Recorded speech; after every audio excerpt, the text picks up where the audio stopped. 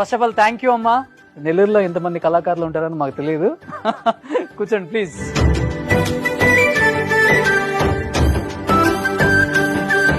So first time అమ్మకి ప్రేమతో షోలో ఇద్దరు పిల్లలతో బయటకు వచ్చారనమాట. ఇప్పటి వరకు స్ప్రింగ్ టీమ్ అంటే మేమేదో శ్రీదేవి డ్రామా కంపెనీలో చూడటమే.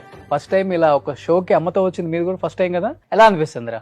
హ్యాపీగా ఉంది. అసలు మమ్మీ ఎక్కడికి రాదు, మాతో ఈవెంట్స్ కి రావటమే కష్టం. ఎప్పుడో లాంగ్ అయితే వస్తది, ఇక్కడికి వచ్చిందంటే గ్రేట్. గ్రేటేనా?